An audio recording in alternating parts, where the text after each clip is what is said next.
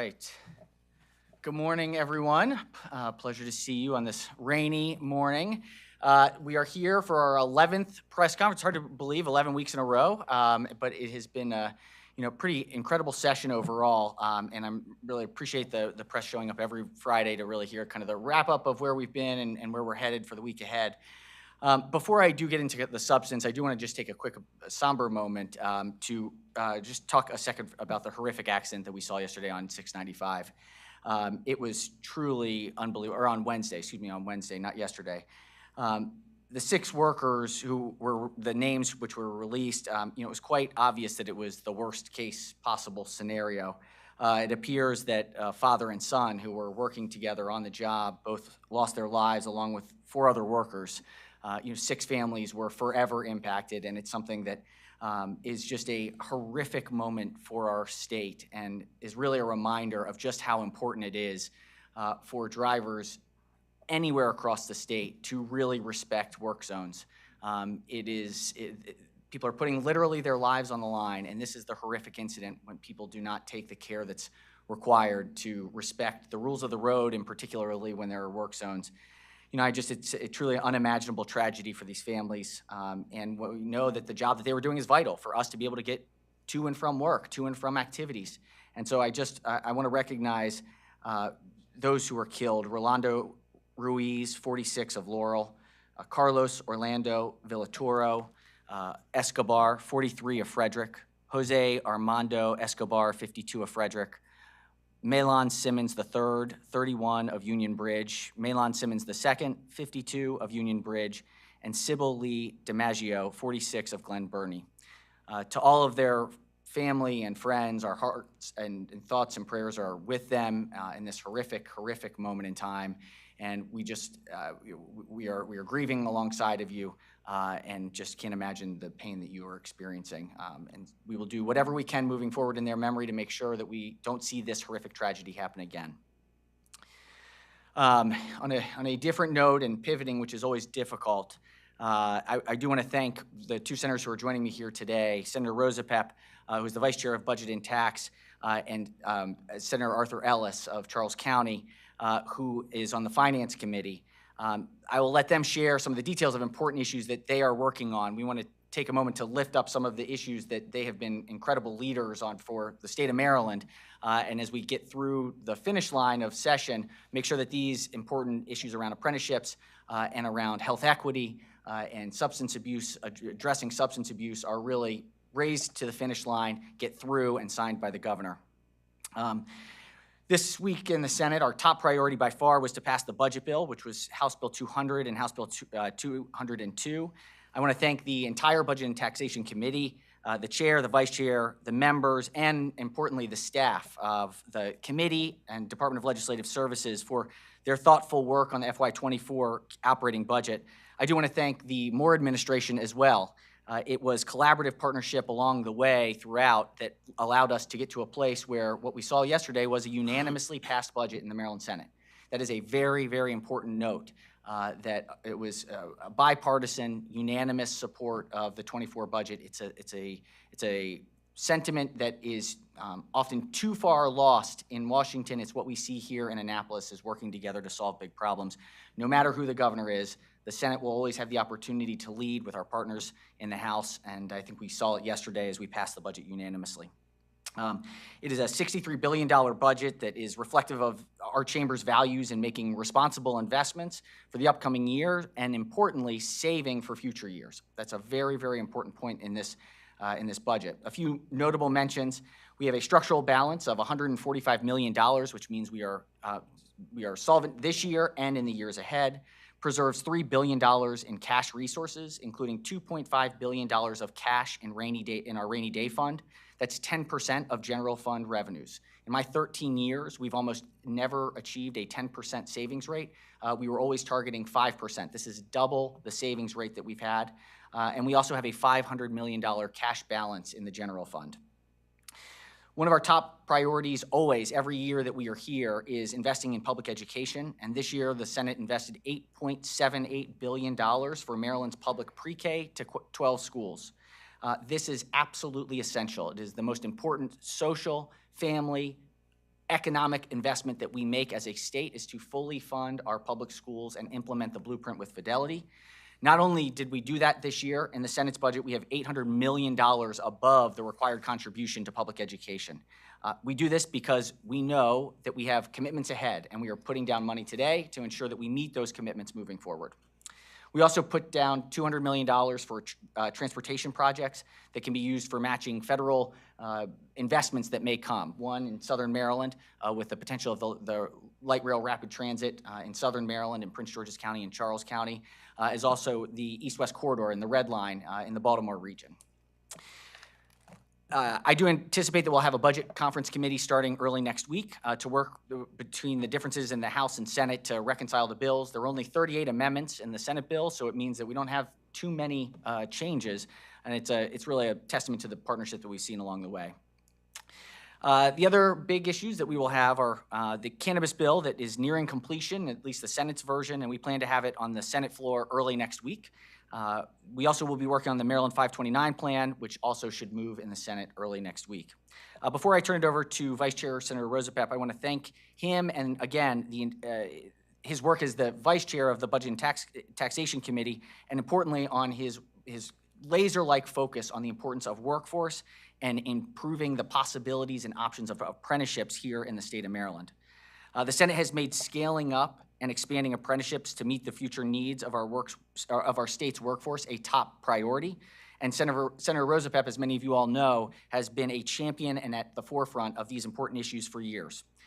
Whether it's Senate Bill 668, the teacher apprenticeships, or Senate Bill 121, which is the More Opportunities for Career-Focused Students Act of 2023, Senator Rosapep has been the tip of the spear in thinking outside of the box of how we as a state prepare for the workforce of the future today.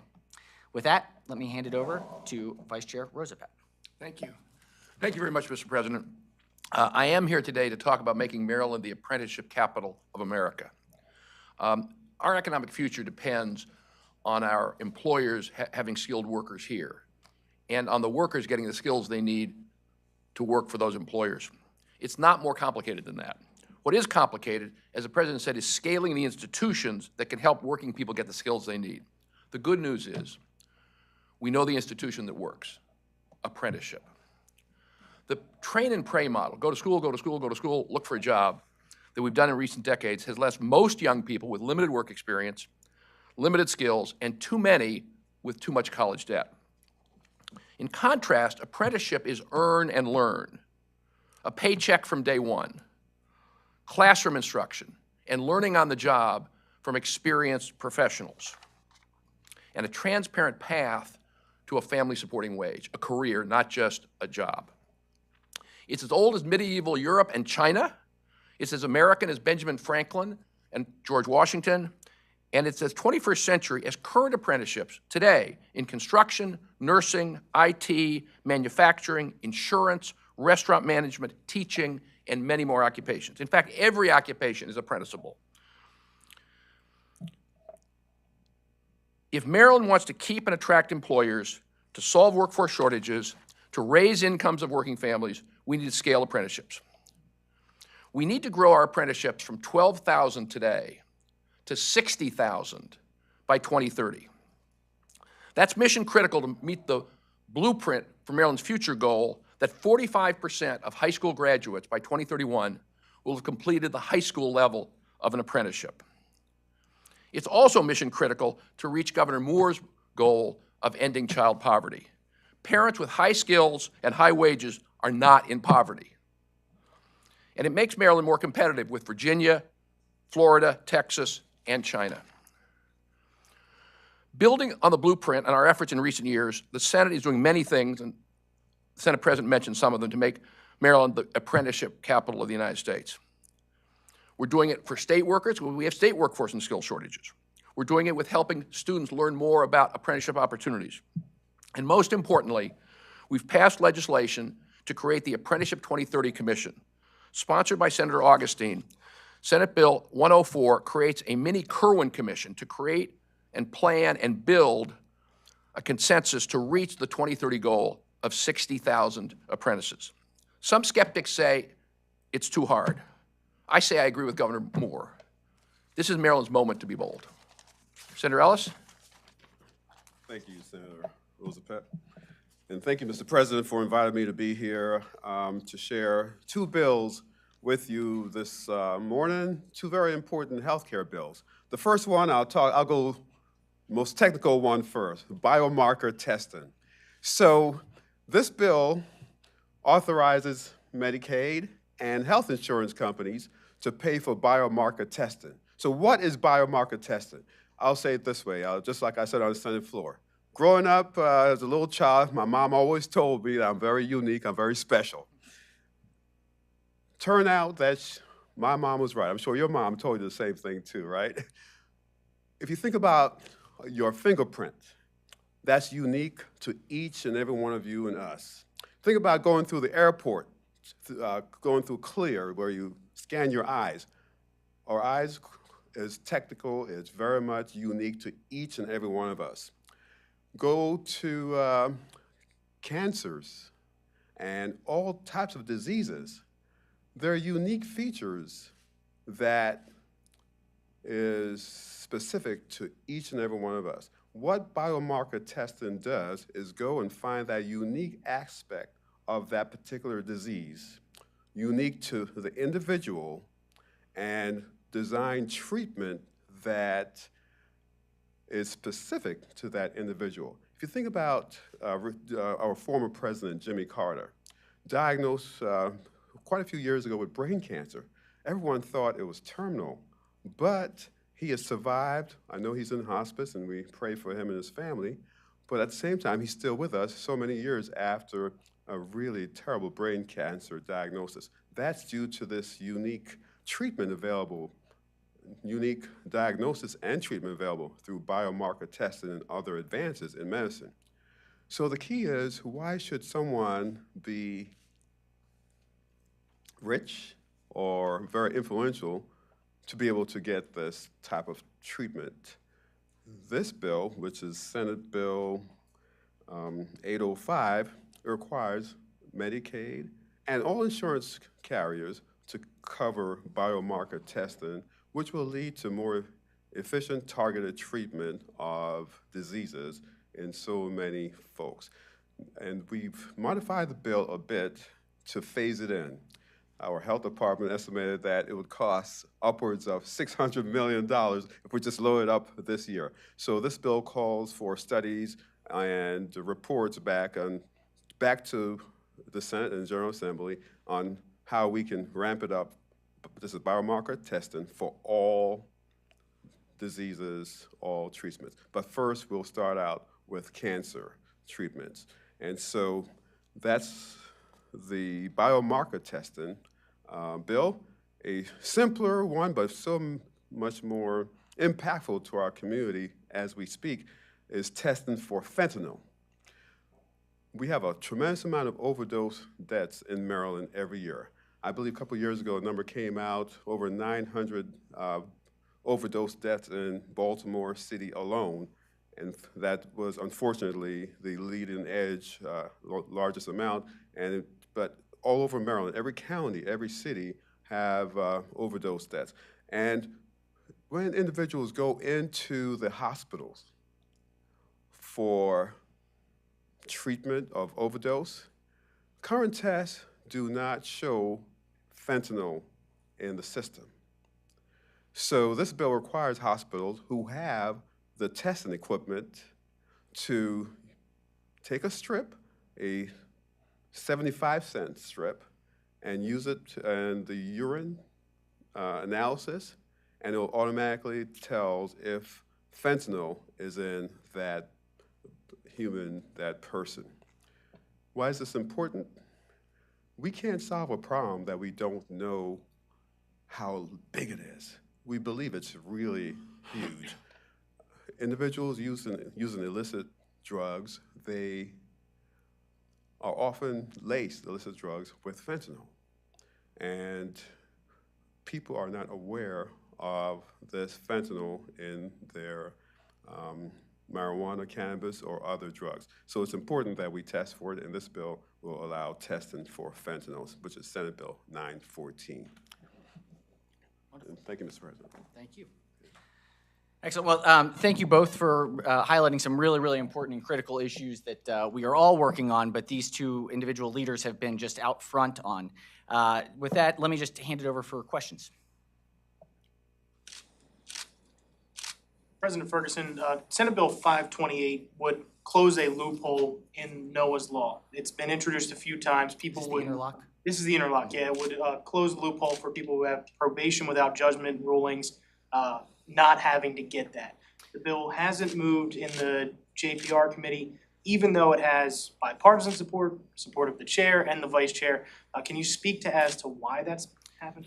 Look, this is one that there's been a lot of education around this bill. It's obviously we want to do whatever we can to reduce drugged and drunk driving. It is essential. I think one of the questions has been around the issue of a probation before judgment not being a conviction. And so there is an open legal question that's been worked on and whether or not it makes sense for a probation before judgment to be the basis by which somebody's liberty is infringed. It's an important question on justice, and it's always a balancing act. I will say one of the things that we've talked about as an opportunity here is that one of the very few probation before judgments that can't be expunged is drunk driving. And I understand without a doubt the importance of knowing someone's record so that if we see repeat offenses that we take the appropriate steps. This is one where the only probation before judgment that is not expunged or that is unexpungible is this probation before judgment because of a DUI, DWI. I think that this is something that we're talking about in the committee, and as a Senate overall, we really believe in second chances. We believe that if you are 10, 15, 20 years after that probation before judgment and you've changed, you had an indiscretion as a younger person, that shouldn't stick with you for your entire life. And so we are looking at the opportunities of looking at both the interlock and giving opportunity for people that had a mistake prior in life and seeing if there's a way to do something together on that piece of legislation. So, it's certainly not, I wouldn't say it's dead this year, it's in active conversations.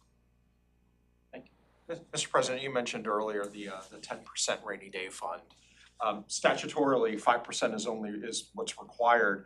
What's the Senate philosophy now on the rainy day fund? Is it essentially another seat cushion that you guys have got money socked away under? Under what circumstances would the Senate consider tapping that additional revenue? Certainly, I'm going to hand this over to Senator Roosevelt. The one thing I would say is this is why Maryland is a AAA bond-rated state. We are financially prudent and we are thoughtful. There's uncertainty in the world right now, be it Russia's invasion of Ukraine, be it the financial crisis that we've seen with SVB and other regional banks. We want to be prepared for no matter what the circumstance is that we can protect our priorities. And so with that, let me hand it over. Yeah, thank you. 5% sounds like a lot, $2.5 billion sounds like a lot, 10% sounds like a lot, but it's not a lot if we get a recession. I've served here for a number of years, served in the House before, and I've been through recessions. When you have a recession, when you need help for people the most, and you have a big decline in revenue, we have often in the past ended up cutting support for people who need it during the recession because we didn't have the money in the bank. This is a change in philosophy, which is a very good one in my view. Saving more because we know there's going to be a downturn in the future. We don't know when it's going to come, but when it comes, it will be bigger than 10%. And so the idea that we're stocking more money away is not just good finance and good for the AAA bond rating, as important that is. It's important so when the problems come, we have resources to solve those problems without cutting services, without raising taxes. So is 10% the new baseline? If you have to tap that, would the General Assembly's intention be to get it back up to 10%? I'll speak for myself. I certainly would. I frankly, and the President knows this, I've been for more than 10%. So the 10% is a big move in the right direction, but this is a situation where more is better. Saving more money in good times so you have them in bad times is inherently good, and we're making a lot of progress in that direction.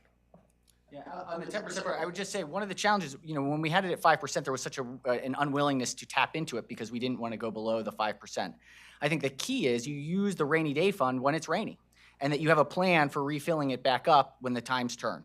And so I think putting us at 10% really allows us that if things go in a different direction, if global finances change the way that Maryland has to approach the world, we have the funds available and we can set a plan forward for paying it back over time.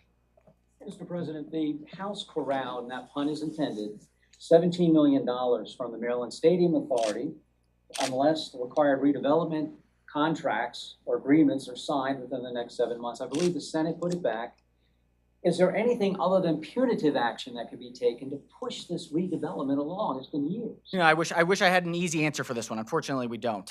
This is, you know, it's a private operator that is in a regulated industry, that industry being thoroughbred racing. And so, you know, it is a partnership that is an engagement between the state and a private actor in a entertainment industry. You know, I'm hopeful that we can find some additional solutions here in the next 20 days before we leave session. We think that there's an opportunity to look at models like New York or related areas who have had a public-private partnership in the operations as opposed to a private actor totally in charge of the operations of daily racing. It's complicated though. And so, you know, we think that just stripping money away for what is increasingly looking like an unlikely plan for both tracks to be able to be completed. We don't think that's the right answer. We want to be a little bit more, have more options on the table. Mr. President, looking at the cannabis legislation, talked to a lot of people in the hemp industry who are concerned with some language in there targeting a THC percentage cap on their products. They say if that passes as written, it would essentially put them out of business. Have you had any conversations about looking and changing that language that would effectively help them continue their business? You know, this is a tough issue, and I think a lot of legislators are struggling with it right now. And I know on the Finance Committee, there's been lots of conversations. I'll hand it over to Senator Ellis if he wants to add anything. You know, it's really important to note that the hemp THC is modified with chemicals, and so the Delta 8 and Delta 9, you know, it's this loophole that exists because of federal exemption. This product was never anticipated to be on sale with no regulation, and so you know, it's capitalism, so people find a way to sell what people want, and so, you know, but it can be a very dangerous substance, and so, you know, I think that the Finance Committee is really thinking critically about whether there's an off-ramp for these individuals who have started up companies at retail establishments. At the moment, I think that the default is probably less sympathetic to ongoing operations because this was never intended to be an ongoing legal product. It was a sort of a loophole that happened because of a mismatch between federal and state legislation. Do you want to? Yeah, sure. Sure. Thank you, Mr. President. So this was discussed yesterday in the work group, and there is a off-ramp. So Delta 8 and other products like that, those individuals can easily apply for a license through the mechanism being set up in this bill. So that would be no problem. And those who sell, I think, the products, that tinctures, and they can continue operations. So that bill will not harm those in that level industry. They argue, though, that the CBD products, the percentage cap would essentially shut them down and they wouldn't be able to continue those sales as well. Is there some misunderstanding here between the hemp industry itself and the lawmakers when it comes to how this language was written? Well, no, there's no misunderstanding because we are working with advocates in the hemp industry. We're listening to them, and so we understand exactly what their concerns are. During the bill hearing, I think we had probably 25 folks from the hemp industry who came up, and they're always here in Indianapolis speaking to us, and we listen to their concerns, and we will make sure that there's an off-ramp for all of them in order to be able to continue their businesses. I think one of the important aspects of all of this cannabis legalization, and I think one of the driving factors for me individually is public health. You know, we were just talking about the impact of fentanyl, and we've seen, unfortunately, in unregulated marketplaces, we've seen cannabis laced with fentanyl. We see it increasingly happening. And so by bringing a legalized cannabis market, that also includes testing to make sure that what is in that cannabis is known to be just the plant, it is known chemicals. That's one of the challenges with Delta 8 and Delta 9 as well, is that it was in, you know, I don't think it was ever anticipated as a product for sale at a retail establishment for the purposes in which I think it's often being sold. And I think everyone really kind of has a general sense and understanding. It's capitalism, so people, again, will sell what people want, but I think we want to do it in the most regulated and in a way that is protecting public health first and foremost. I just want to ask about Boost. I know that the House kept the cut. I believe the Senate is looking at putting it back in. Where do you think that stands? So the bill that passed the Senate, the Senate's version of the budget included the leveling off of the program from prior years at $10 million and eliminated the language that would have eliminated the program or that would have wound down the program. You know, certainly this will be one I'm sure will be part of the the conference committee conversation. I do want to, again, put it in perspective. The difference dollar amount is $2 million on a $10 million total allocation. The Senate's budget invests $8.78 billion in Maryland's public schools and puts an additional $800 million in for future year costs. So really what we're talking about is a $2 million difference in a program that's helping a number of young people, particularly low-income young people who are really benefiting from the opportunity. President, the state police nominee is coming up for the confirmation hearing on Monday. Any update on the status of his nomination? I mean, do you think that the committee and the Senate, there are the votes to confirm him? You know, I don't want to prejudge. I think it's up to each individual senator. I will say the executive nominations process is working. It is intentionally built to make sure that we have the best and talented, most talented individuals leading agencies. I think there's been a lot of work put in by the superintendent to address concerns that senators have brought forward. We'll see how, I think Monday's a very, very important day for the superintendent to lay out a plan, point by point, of how he intends to really reform an agency that has been struggling of late on a number of different fronts, be it on issues around race, be it on issues of the quota system, of pullovers and stops, on promotions, on retention. And so, you know, he knows the department. I think he, in recent conversations, I've really seen a new perspective from him and being able to lay out some of a different approach that he will bring forward. But I do think that Monday's going to be very important, and we'll see how it goes. Will you vote for him? Are you whipping votes for the governor to get him confirmed? I want to see how Monday goes. I think Monday, again, is really an important date. You know, my presumption is to support the governor's nominees. I think that the executive deserves to pick the team that he wants unless there is something very egregious or clear that is not. And so, and that's where, you know, I think Monday will be an important thermometer. Is that your message to members, to let the governor have the team he wants? Yeah, I think each member is independently elected, the beauty of the Senate. Is that a yes or a no? It's an answer. No, I think look, I think we all work collaboratively. I think we want the governor to be successful. I think we want every governor to be successful because every governor their success is our success, our constituent success, which is at the end of the day the most important. So we believe that Maryland should have the best, and I think that our process really helps to flush that out. During conference committee next week, are you confident that the boost funding language will stay? I feel confident it's very important to the Senate. I'm gonna pull up Brian, yes or no? I feel confident. Look, again, it's, you know, I don't want to prejudge. It's an important issue for the Senate moving forward. I think that we can do both issues. We can invest significant historic amounts of money in public education and provide a small off-ramp opportunity for a few number of kids who are really benefiting from the program. Give you one more, guys. Nobody else has got one. I have one. There's expected legislation coming related to Charlotte Hall Veterans Home. Oh, yeah. We wanted to get a sense of whether or not, I know that legislation has not come out of bill drafting yet, it has not been introduced, but once it gets to your desk, do you expect that the Senate will act on that fairly quickly, and do you see it passing? Yeah, I want to appreciate and if there's anything that a member of our Veterans Caucus wants to add to it, but the administration reached out very quickly when this was. Is there something you wanted to add as well? The administration and the Secretary of Veterans Affairs jumped out immediately to give us a heads up about what the problem was at Charlotte Hall. And, you know, it is a complicated, messy situation. And I would say the single biggest driver of it is the lack of nurses. And so when we talk about apprenticeships, when we talk about different pathways to workforce, the challenge that Charlotte Hall has most significantly and severely faced is the nursing shortage. And so they don't have the staffing to be able to prepare. I think there's something around 260 beds being used in a facility that can use up to 440 beds.